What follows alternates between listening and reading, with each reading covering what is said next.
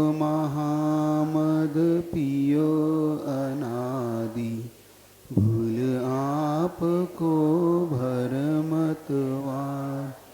अपन ने कल इतनी प्रसंग में ये जरूर बना लिया था कि अगर भव्य जीव हो में समझो, उसके तीन भेद अपन ने कर लिए थे, भव्य, अभव्य और दूरंदूर भव्य। भव्य के विषय में इतना अपना स्पष्ट हो गया था कि जो अपने सम्यक दर्शन इत्यादि को प्राप्त कर मुक्ति का जो पात्र बनता है वो भव्य होता है। अभव्य जीव निमित्त इत्यादि मिलने पर भी को धारण नहीं कर, दूरांदूर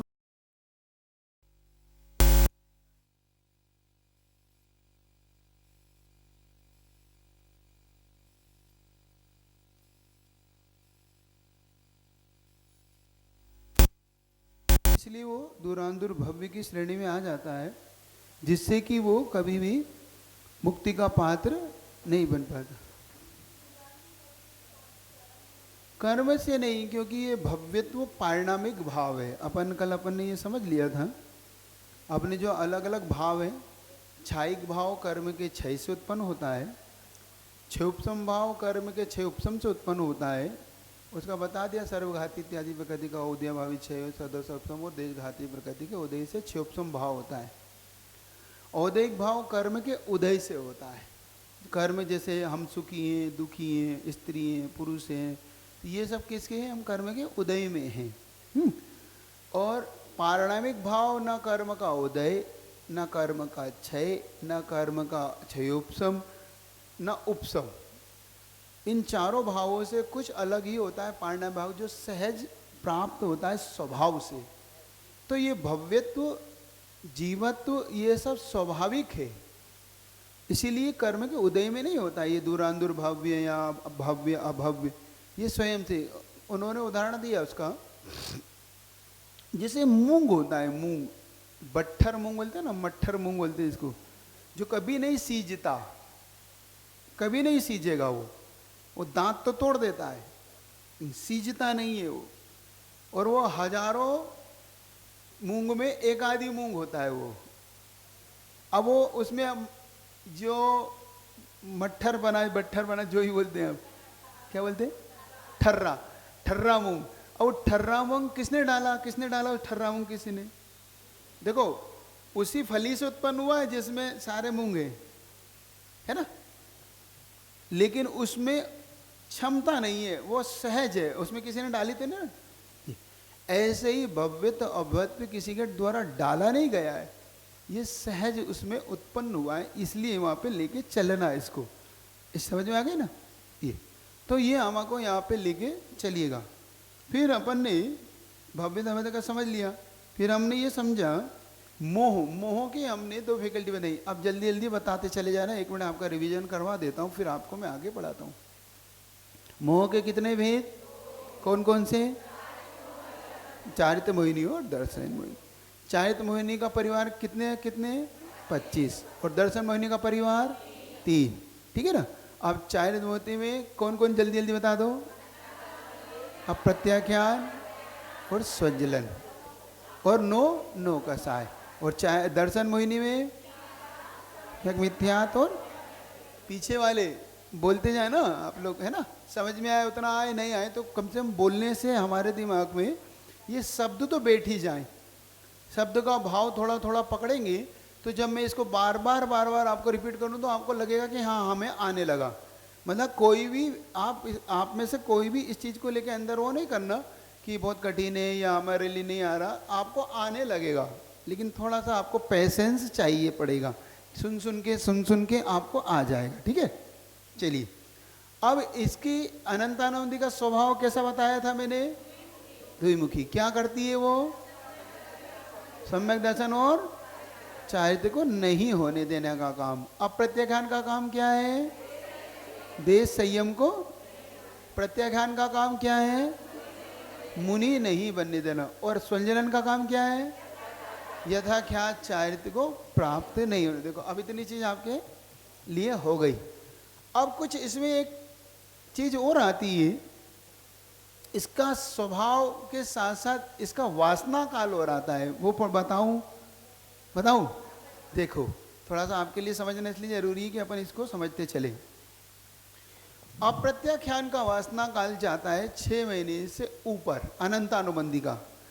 अनंतानुबंधी का जो वासना काल है, वासना काल का मतलब होता है अगर हम किसी कसाई में पड़ गए, मान लो हमारा किसी से द्वेष भाव हुआ है, वो द्वेष भाव अगर हमने 6 महीने से पहले निपटारा नहीं किया तो हमारा सम्यक दर्शन हमसे छूट सकता है। क्यों?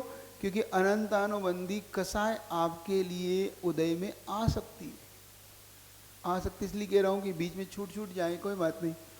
तो आपको कभी भी किसी से बैर द्वेष भाव 6 महीने से ज़्यादा नहीं रखना, ठीक है ना। तो ये अनंतानुबंधी का 6 महीने से ऊपर फिर अनादिकाल तक चलाते जाओ, कंटिन्यूटी। बीच में ब्रेक हो रहा है तो बार बार फिर आप टूट रहे हो, हाँ वो फिर 6 महीने की उसकी से आता है, मैं बता रहा हूँ, उसका भी बता रहा हूँ। फिर अप्रत्याख्यान का 6 महीने के भीतर, देखो अनंतानुबंधी का चल गए 6 महीने ऊपर, और 6 महीने की जो बॉर्डर लाइन है वो है अप्रत्याख्यान की बॉर्डर लाइन, ठीक है। मतलब अप्रत्याख्यान 6 महीने अगर के भीतर आपका सड़ जाना चाहिए, अनंतबंदी इससे पहले 6 महीने होते भी सलट जाएगा। प्रत्याख्यान का 15 दिन, प्रत्याख्यान जैसे अब जो व्रती इत्यादि होते हैं ना, जो प्रतिमाधारी होते हैं, अगर आपका किसी से उलझन सुलझन हुई है तो 15 दिन में निपटा लो कि भैया ठीक। और जो संजलन कसाय मुनि, वो अंतर्मूर्त, कितनी अंतर्मूर्त के अंदर वो अपने आप को भाई ठीक है ये अपने से ऐसा हुआ नहीं करना चाहिए, और वो अपने कायस्वर किया और फ्री हुए। अब इसमें एक चीज समझने वाली ये, मान लो हमारा अभी झगड़ा हुआ, अब केस चला, देखो अब केस, एक दृष्टांत दे देता हूँ। मान लो किसी से आपका मकान को लेके, दुकान को लेके, या किसी बात को लेके, धन को लेके आपका केस चल पड़ा, अब अदालत में चल गया, तो अदालत में कोई 6 महीने निपटे का जरूर थोड़ी है। उसमें कितने साल लग सकते हैं? 5 साल, 10 साल, 1 साल, 2 साल लग सकते हैं। अब ऐसे में जो सम्यक दृष्टि वो क्या करेगा? क्या करेगा? वो अंतरंग को अपने निर्मल कर लेगा। अब देख लेना वो कैसे टूटती है, आपको ये तोड़ना आना चाहिए, ये बीच की कसाई को कैसे ब्रेक करना चाहिए अपने को। मान लो हमारा केस चल रहा है, तो हमें केस चल रहा है, अब केस का तो जब होगा हमें अंतरंग में से ब्रेक देना चाहिए कि भैया कर्म का उदय है, उसने अब ऐसा भाव किया है, लेकिन मैं उसके प्रति ऐसा भाव नहीं करता हूँ, बस मैं तो चाहता हूँ कि न्याय कर दे हमारा कोर्ट और हम फ्री हों। हम उसके प्रति द्वेष नहीं रखते। क्या करना अंदर से भाव? द्वेष भाव नहीं करना, उसके प्रति ये भाव नहीं करना कि अदालत उसे सजा दे। देखो अब कैसे, एक एग्जाम्पल दे दो। रावण के पास जब आमना सामना हुआ दोनों का, रावण ने पहली शर्त क्या रखी? पहली शर्त रखी, देखो रावण मेरा तुमसे कोई द्वेष नहीं है, तुम मुझे सीता लौटा दो, मुझे कुछ नहीं चाहिए, ना तुम्हारा लंका चाहिए ना कुछ चाहिए, मैं चला जाता हूँ, बस मेरी सीता आप मुझे लौटा दो, मुझे अभी भी आपसे कोई द्वेष नहीं, आप खूब लंका पर राज करो और मुझे दे दो मेरी सीता। यही कहा था, आप पढ़ना रामायण। जब रावण नहीं माना तब राम ने फिर अपना धनुष उठाया। समझ गए? सम्यक दृष्टि, छायिक सम्यक दृष्टि है राम। छायिक सम्यक दृष्टि होने के नाते अब यहाँ पर उन्होंने अपनी ब्रेक कैसे कर ली ऐसे। तो कभी आपके लिए कोई ऐसा आ जाए, कोई भाव आ जाए मन में, खटक पटक हो जाए, उठा पटक हो जाए आपकी किसी से, घर में भाई से, और भी कोई किसी चीज़ को लेके, तो उसी समय तत्काल आप अपने आप को ब्रेक लगाइए, अपने शल्य मत बनाइए उसको। क्या मत बनाइए? आप शल्य बना लेते। शल्य क्या? दिन भर वही चलता है। आप पूजा करें तो, मंदिर आए तो, भोजन करें तो, भोजन बनाएं तो, सोए तो, रात में चर्चा करें तो, उसी की चर्चा, उसी की बात मन में घूमती ना। देखो उसने मेरे साथ ऐसा करा, देखो मेरे को मिल जाएगा तो मैं ऐसा कर दूंगा मैं। अब योजना जो हम बना रहे हैं ये है उसका वासना का। हमें मन को वहीं ब्रेक करना है कि जब होगा भैया, जब होगा, जब देखेंगे। फिलहाल तो मैं उसे क्षमा करता हूँ, मुझे कोई मतलब नहीं, मेरा न्याय हो जाए और मुझे उससे कोई द्वेष भाव नहीं है। क्या अब ये ब्रेक हो गया आपका? क्या हो गया?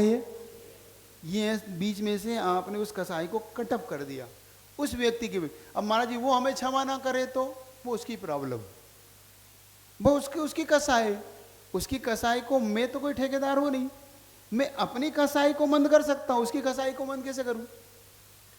पार्श्वनाथ भगवान अपनी कसाई बंद कर सकते हैं, अब कमट की कसाई को बंद कैसे करे? तो इसका मतलब अगर कमट की कसाई जब तक बंद नहीं हुई तो पार्श्वनाथ भगवान ही मोक्ष नहीं जाएंगे क्या?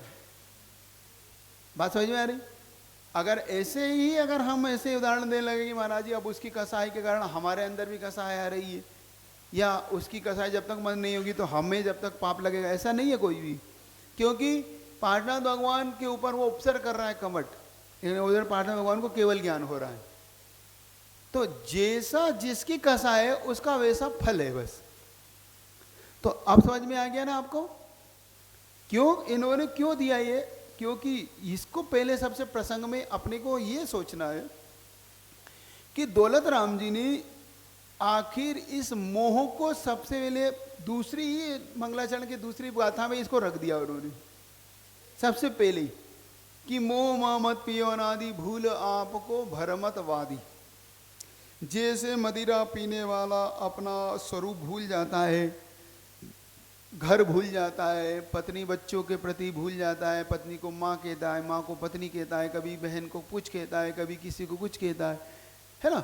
ऐसे ही हम सब इस कसाई रूपी मदिरा को पीकर हमारा भी अपना स्वरूप भूल गए। हम क्या कर गए? अपना हमारा स्वरूप वो नहीं है जो हमें दिखता है, हमारा स्वरूप वो है जो हमें नहीं दिखता। क्या? हमारा स्वरूप वो नहीं है जो हमें दिखता है, जैसा हम देख रहे हैं, ये नहीं है हमारा स्वरूप। और ये आप सब जानते हो, अच्छी तरह जानते हो कि नहीं?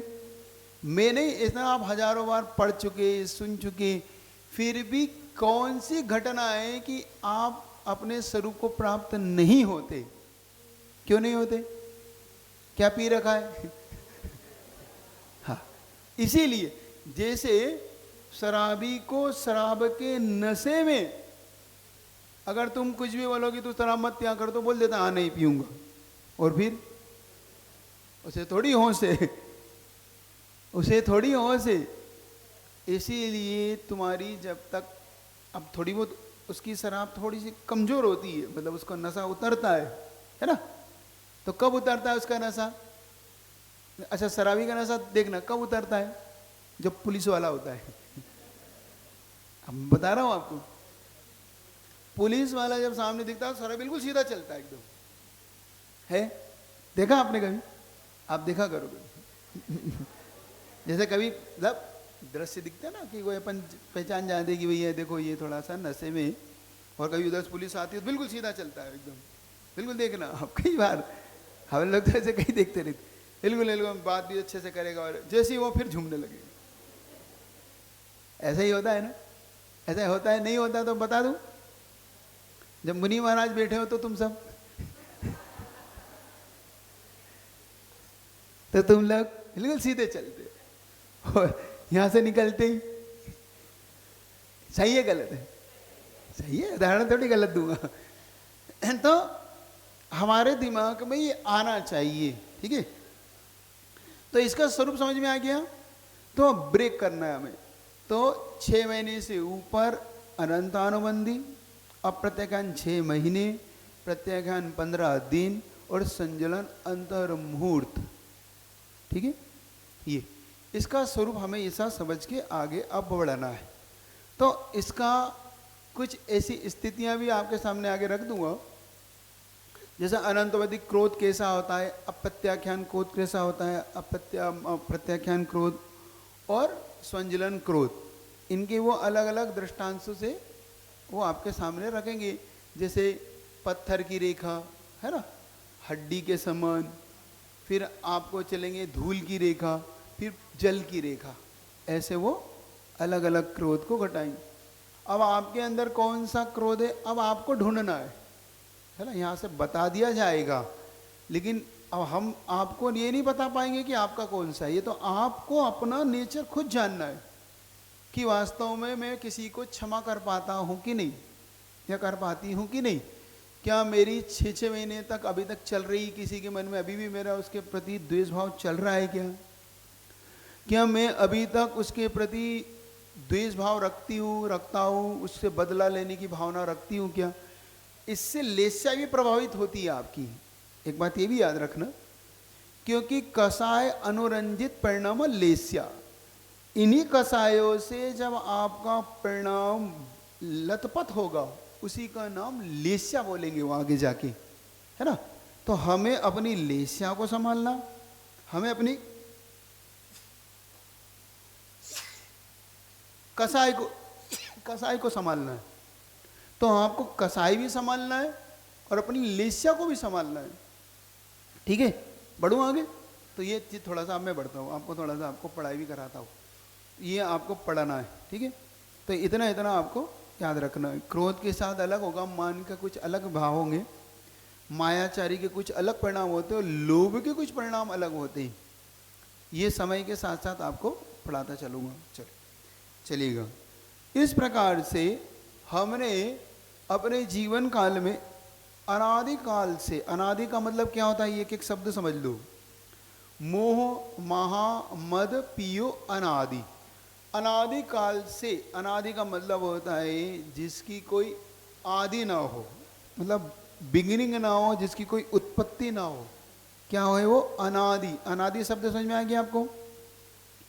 हम सब कब से हैं और कब तक रहेंगे? हाँ, अनादि अनंत। जैसे आप नमोकार मंत्र के लिए बोलते ना, यह नमोकार मंत्र अनादि अनंत काल से था, है और रहे, ये आप बोलते हैं। तो अनादिकालीन मंत्र है ये नमोकार मंत्र। ऐसे ही जीव भी अनादिकालीन है। तो जो हम मोह अनादिकाल, अब ये मोह से अनादिकाल से जल्दी बता दो, इन चारों कसाय में से कौन से अनादिकालीन थी, जिसकी ये चर्चा हम यहाँ पे कहना चाह रहे हैं, जिसके कारण हमारी भूल होती है। अनंतानु, देखो आपको पकड़ में आ गए ना, अब मेरे बिना पढ़ाए तुमने बता दिया। क्योंकि अनंतानुबंधी ऐसी है जिसका स्वभाव है अनंत को बांधना, संसार को अनंत बनाना अनंतानुबंधी का स्वभाव है। किसका काम है ये? हाँ, ये याद रखना, कौन सी कसाई का क्या काम है। अनंतानुबंधी जब तक रहेगी आपका अनंत संसार नहीं खत्म होगा। क्योंकि अनंत अनंतानुबंधी, देखो शब्द स्वयं बता रहा है, अनंत अनुबंधी। अब इसके हम संधि विच्छेद कर लें, अनंत शब्द है प्लस अनुबंधी, तो इन दोनों को मिलाएगा तो अनंतानुबंधी शब्द बनेगा। जो हमारे संसार को अनंत बनाए रखता है उसका नाम है अनंतानुबंधी। अब देखो, अब आप खुद आपको अनंतानुबंधी शब्द बता देगा कि मैं क्या हूं, ठीक है। अप्रत्याख्यान, अब देखो अप्रत्याख्यान शब्द क्या बोल रहा है?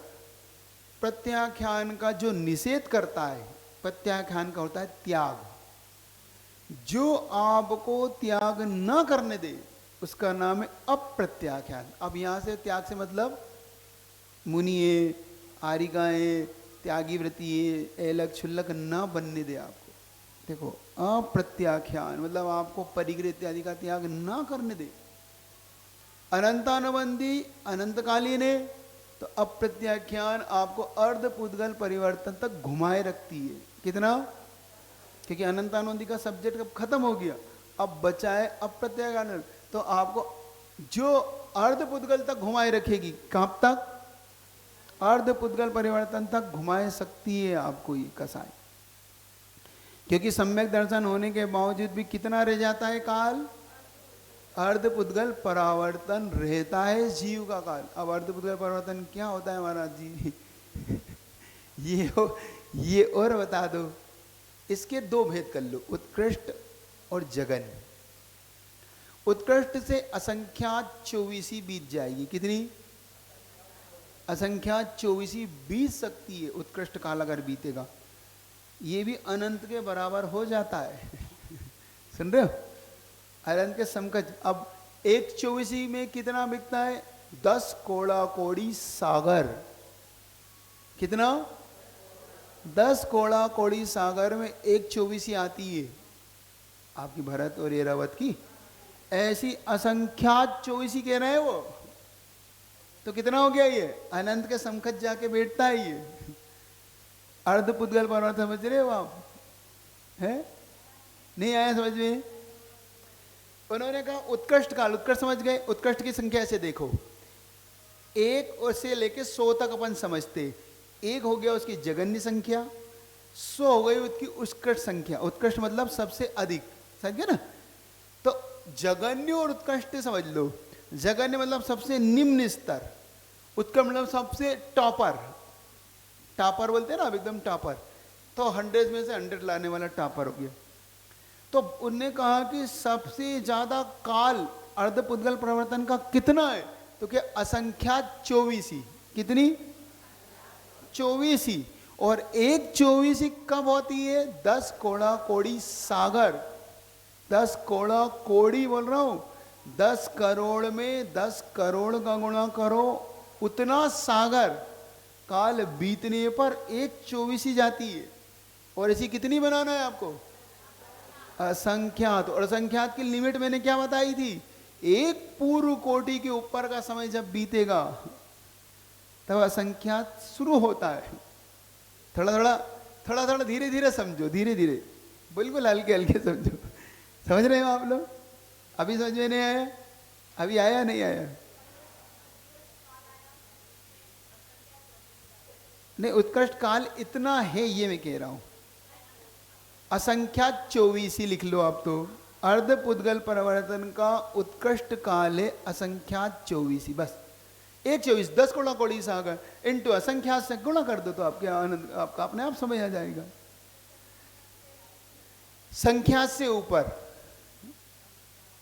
संख्यात नहीं है इसलिए असंख्यात। और अब जगन्य क्या? जगन्य काल अंतर मुहूर्त। जगन्य काल क्या?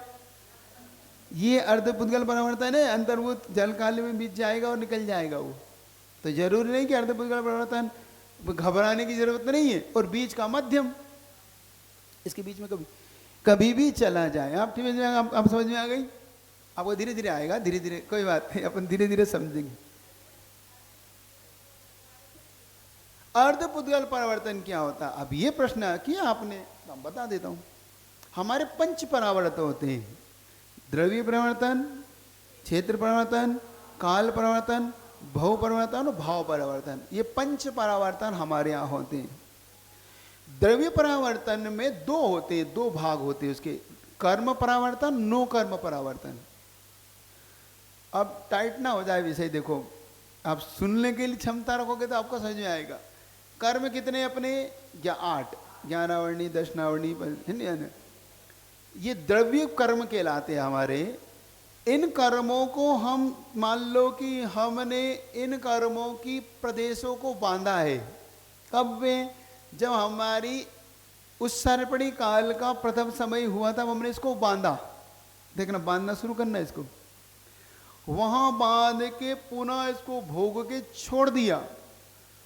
और ऐसे 8 कर्मों की वर्गणाओं को हम बांधते गए, छोड़ते गए, और पुनः वही वर्गणा हमें ज्ञानवर्णी कर्म के रूप में पुनः बंधे। ऐसे ही वर्गणा छोड़ते जाओ, बांधते जाओ, छोड़ते जाओ, बांध, ऐसा एक ये कहलाता है कर्म परावर्तन। नो कर्म परावर्तन, मान लो हमने इस औदारिक शरीर को जन्म लिया अवसरण के प्रथम काल में, फिर उसके दूसरे काल में इन्हीं वर्गणाओं से पुनः जन्म लें, इसी औदारिक वर्गणाओं को। ऐसे भोगते भोगते निगोद से लेके हम पूरे पंचेंद्रिय पर्याय को भोगते हुए आकर पुनः निगोद आ जाए और पुनः उन वर्गणाओं को बांधे। ऐसा एक नो कर्म परावर्तन। इन 2 परावर्तन में से जो परावर्तन पहले पूरा हो जाता है वो कहलाता है अर्ध पुद्गल परावर्तन। इन 2 में से कोई एक पहले पूरा हो जाए। द्रव्य परिवर्तन, कर्म परिवर्तन, नो कर्म परिवर्तन, ये द्रव्य, दोनों ही द्रव्य परावर्तन है। थोड़ा आप इसको इसलिए पंच परिवर्तन थोड़ा सा कठिन लगता होगा, तो आपको थोड़ा पढ़ने के लिए और भी विषय मिल जाएगा। पंचवर्तन जहाँ मिले आपको पढ़ लेना, ऐसे सबके लिए पंचवर्तन। लेकिन बहुत उसका टिपिकल पड़ेगा, पर बनवा देंगे, वो कोई मैटर नहीं। पहले अपन छह डाला ही पढ़ ले है। तो ये अर्ध पुद्गल परिवर्तन होता है, ठीक है। थोड़ा थोड़ा कोई बात नहीं, अपन और चलते हैं, आगे बढ़ते हैं, धीरे धीरे धीरे धीरे आपको सब एक एक एक एक चीज आपके लिए स्पष्ट कर दूंगा, कोई बात। हाँ,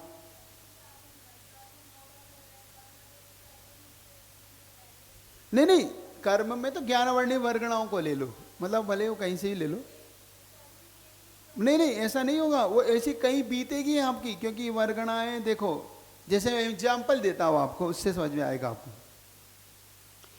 एक वृक्ष आपने लिया, बीज से वृक्ष बना, देखना, बीज से वो वृक्ष बना, वृक्ष जल के राख हुआ, वो राख समुद्र में बह गई, फिर ही वो वर्गण, वो राख के कण पुनः मिले, पुनः बीज बने और पुनः वो वृक्ष में ढले। समझ गए? नहीं नहीं, ऐसा मानो ये ऐसा होता है, ऐसी कई परिवर्तन करके आए हैं, लेकिन इसमें अनंत काल बीतता जाता है, बीतता जाता है, बीतता जाता है, इसलिए हमें लगता है कि ये क्या है, ये क्या हो रहा है, ये क्या हो रहा है, ये क्या हो रहा है। हाँ, क्योंकि ये बोलता पर, लेकिन जब जैसे तुम सम्यक दृष्टि बनोगे, अब देखो तुम्हारा सम्यक दर्शन का प्रभाव देखना, जैसे ही सम्यक दृष्टि बनते ही तुम्हारा अर्ध पुद्गल परिवर्तन शेष रह जाएगा इस संसार में। तुम कहते हो चुल्लू का प्रमाण, मतलब समुद्र में से एक चुल्लू का जितनी पानी उतना संसार रह जाता है, लेकिन वो संसार कितना बड़ा है, असंख्यात 24 जितना बड़ा हो सकता है। थोड़ा इसको समझने का आप पुरुषार्थ करिएगा, ठीक है। थोड़ा थोड़ा आपके लिए दे रहा हूँ, थोड़ा कठिन जरूर है, लेकिन विषय बहुत अच्छा है। इससे क्या होगा महाराज, इसको हमें पढ़ने से क्या लाभ है महाराज, आप इतना, इसलिए कह रहा हूँ, इस ये दिमाग में आपको ये घर करेगा कि मैं कितना परिवर्तन करके आया हूँ, मैं कैसे ऊपर उठूंगा, और क्या मैं ऐसे ही भ्रमण करता रहूंगा, क्या मेरा भ्रमण कभी नहीं छूटेगा, क्या मैं कभी इस संसार से ऊपर उठने का कभी भाव नहीं करूंगा, तब अपने दिमाग में बैठेगा। जो वर्णी जी का नाम सुनते ना, इसी पंच परिवर्तन को पढ़ के उनको वैराग्य आया था, इसी पंच परिवर्तन फूटा था पे कि मैं इतना परिवर्तन करने के बाद भी अपनी आत्मा के कल्याण को नहीं चाहता। क्यों? क्योंकि इतना चाहिए, जैसे तुम्हें जैन कुल, जैसे आपसे मैंने पूछा, आप लोग बताइएगा, जैसे उस वृक्ष बीज से वृक्ष बन जाना, वृक्ष से जल के राख बन जाना, और राख का समुद्र में बह जाना, और फिर बह के क्या संभव है, वो राख का इकट्ठा हो जाना पुनः उन कणों का, और कणों का इकट्ठा होकर पुनः बीज में ढल जाना, और ढल के पुनः वही वृक्ष बनना जो पहले था, यह संभव। लेकिन अपन लोग कितने पुण्यशाली कि ये सब हम बन चुके हैं।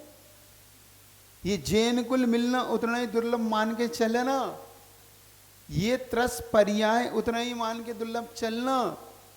समझ रहे हैं आप लोग?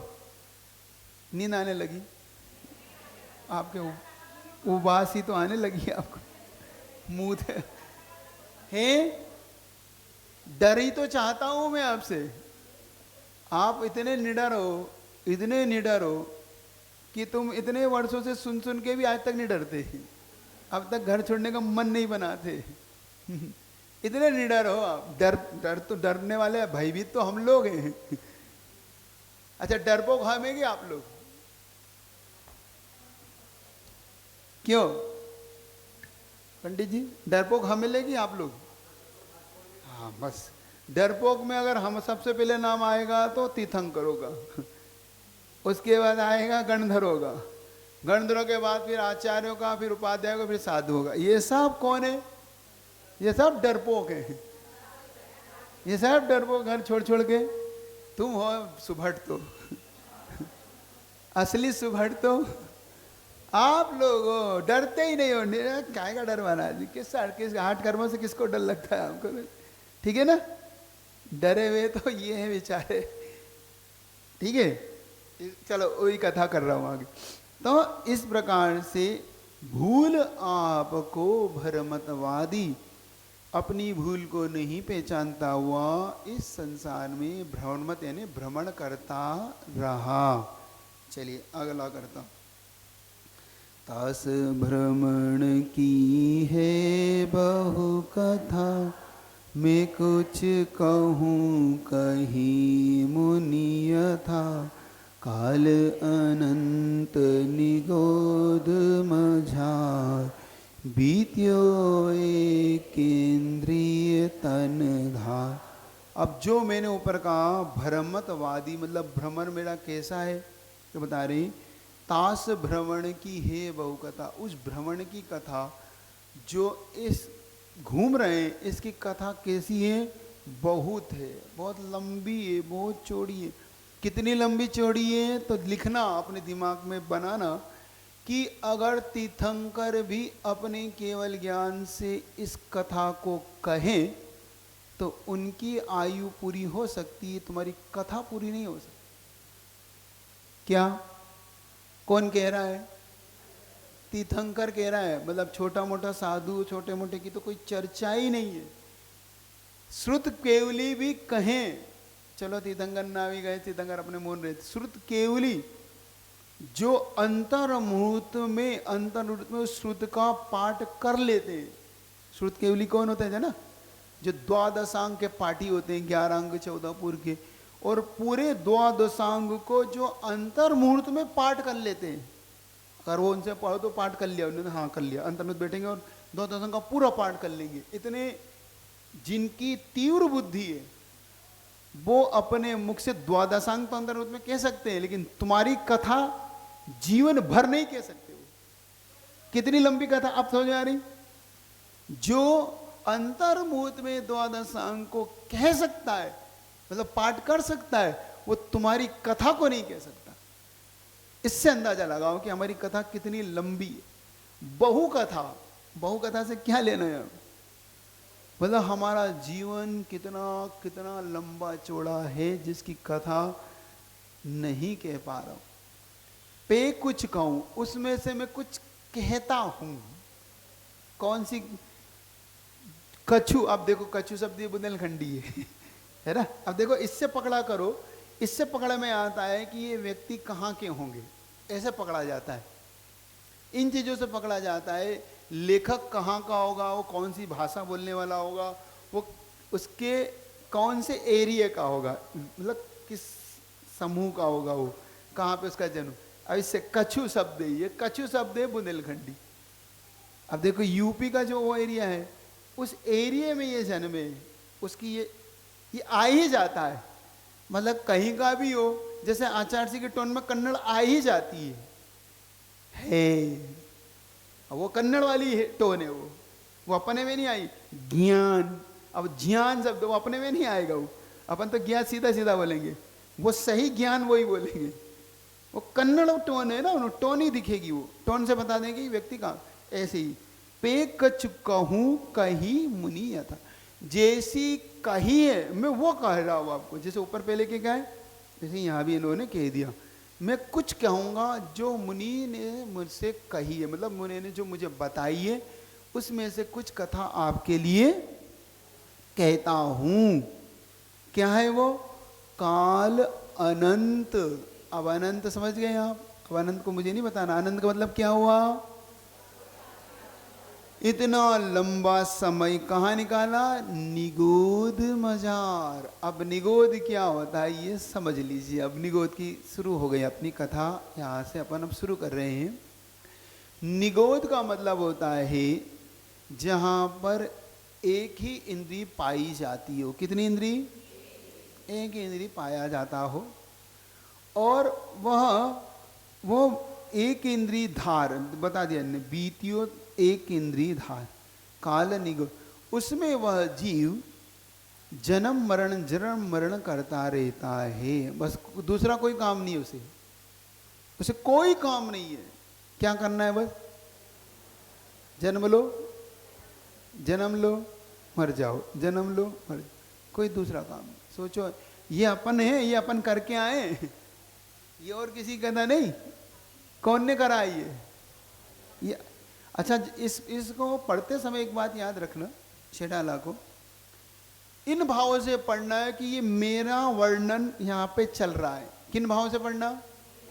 इन भावों से नहीं पढ़ना कि महाराज जी पढ़ा रहे हैं और ये ना जाने किसकी बात है, होगा कोई बेचारा ऐसा बेता होगा और ऐसा। ये बेचारे अपनी हैं, ये अपने मुख से जब अपनी एक आत्मकथा लिखते, आत्मकथा लिखते ना व्यक्ति अपनी, ये मेरी आत्मकथा है, मेरी जीवन गाथा है, ये अपनी जीवन गाथा मानना है। इसको क्या मानना है अपने को?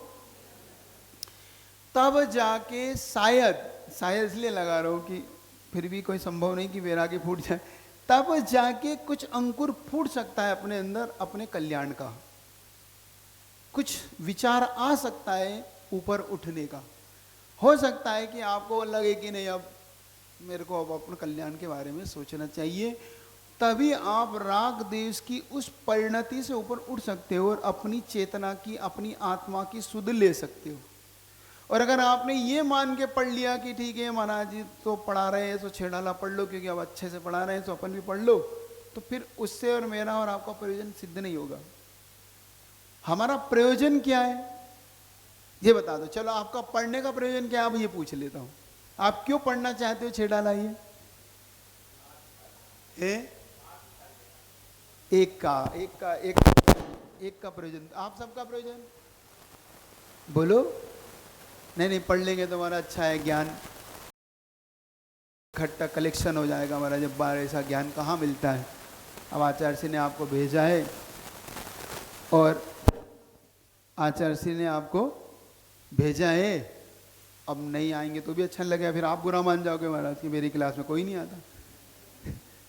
ऐसा तो नहीं है आपके दिमाग में? ऐसा तो नहीं है? हाँ, मैं आपको नहीं तो आपको ये बता दूं, मुझे किसी डॉक्टर ने नहीं कहा है कि पढ़ाना है। हाँ, नहीं तो आप ये सोच रहे हो किसी डॉक्टर ने मुझे वो लिखा हो कि आप ठीक स्वस्थ तब होंगे जब आप सबको पढ़ाओगे। आपको ये जरूर डॉक्टर ने कहा कि ये पढ़ लेंगे तो ये स्वस्थ हो जाएंगे, इतना जरूर मुझसे कहा है डॉक्टर ने।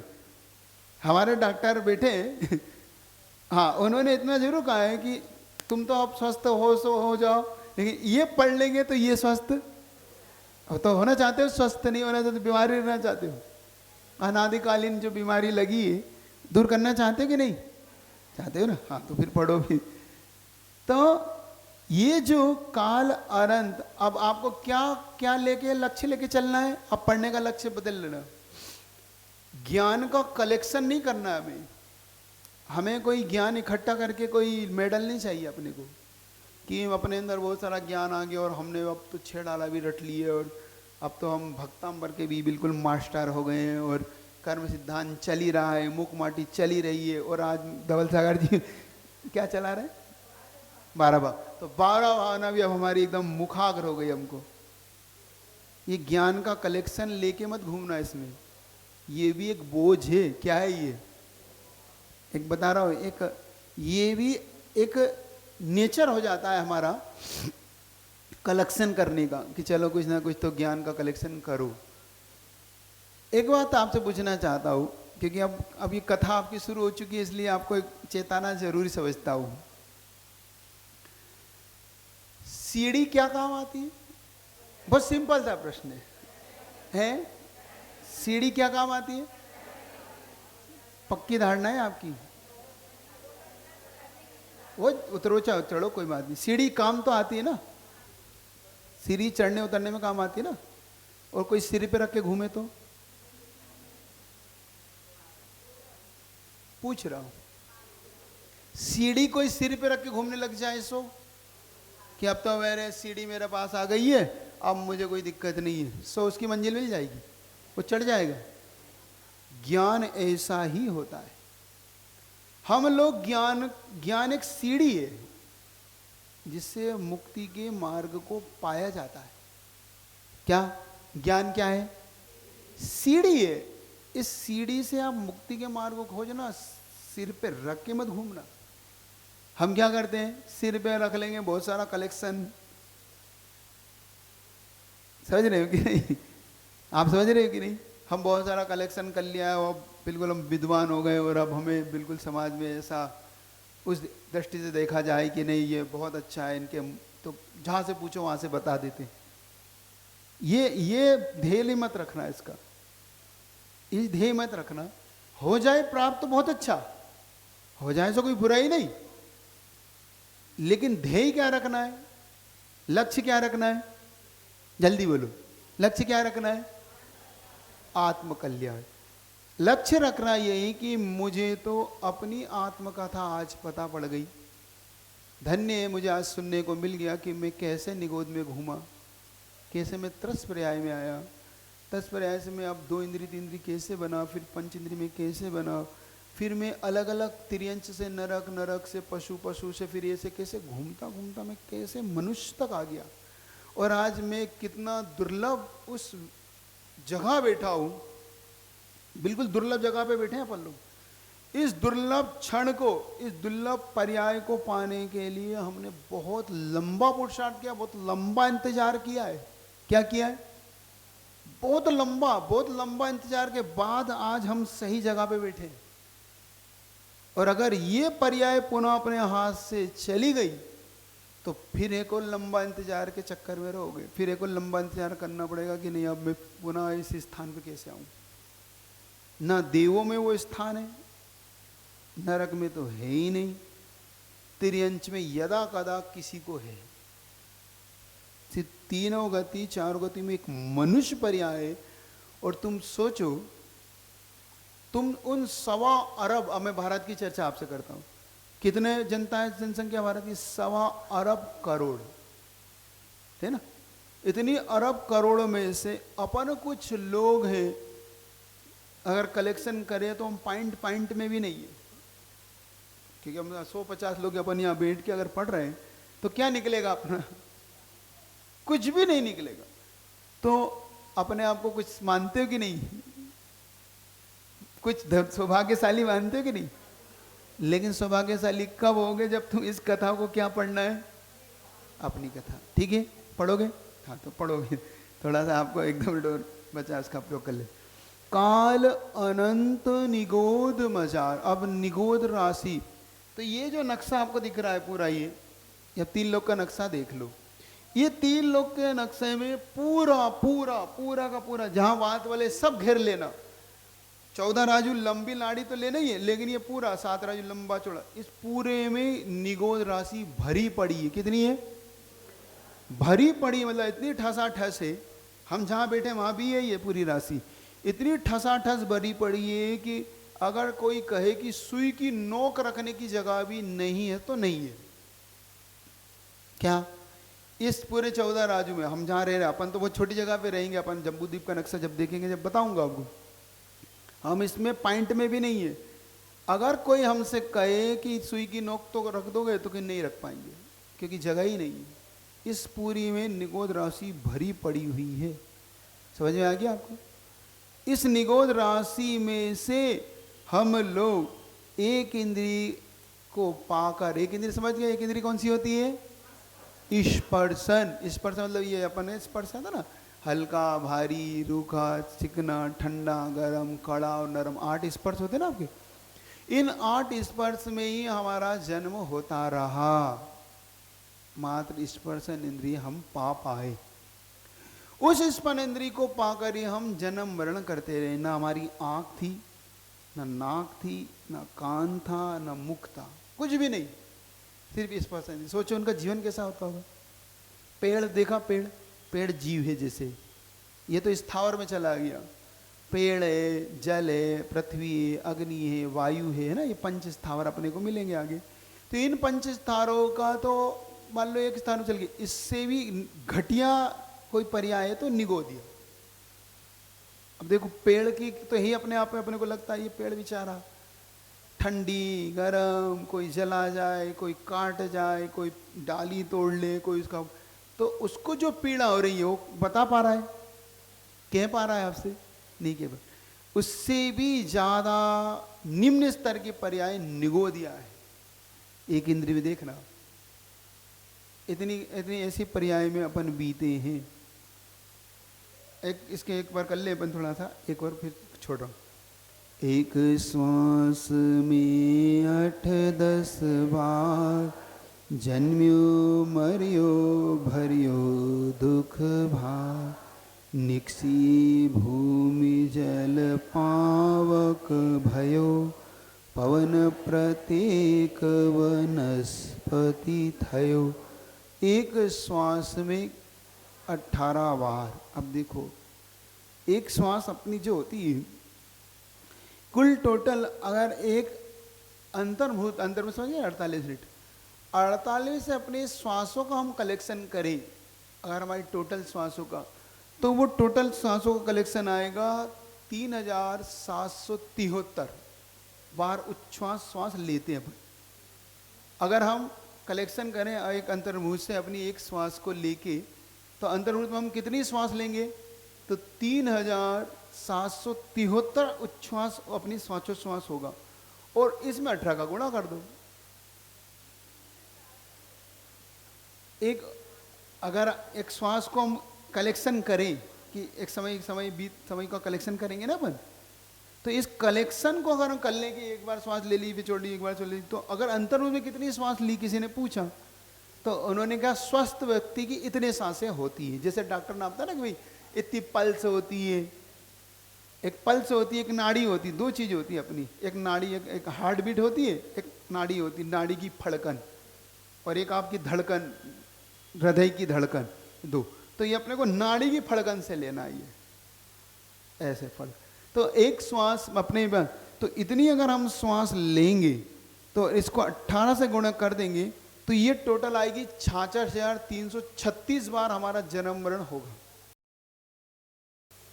18 से इसको गुणा करोगे तो टोटल आप करोगे तो 66,336 बार जन्म मरण एक अंतर्भूत में हो जाएगा। ठीक है ना, समझ गए आप?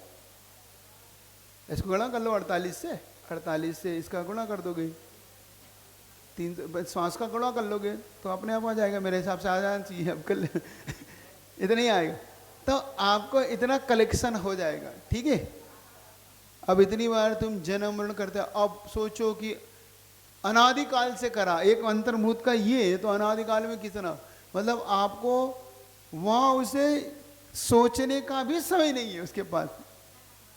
वो जन्म मरण ही करता रहा, जन्म मरण, उसको इतना भी समय नहीं कि मेरा क्या, मेरा कैसा, वो इतना भी उसके पास नहीं।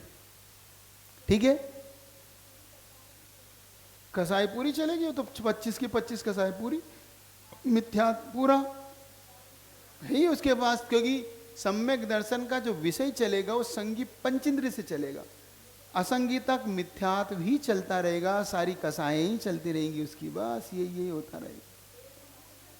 वेद उसका नपुंसक बनेगा, है सम्मूर्छन, क्योंकि 4 इंद्रिय तक सम्मूर्छन ही है। फिर संगी में और असंगी में फिर सम्मूर्छन, गर्भज, अंडज, उत्पात, ये संज्ञा का बताएंगे। ठीक है, चलिए इतना रखता हूं। अब आपको ये याद रखना, ये कथा किसकी है? अपनी है ना, किसी दूसरे की नहीं करना, इतना याद रखना।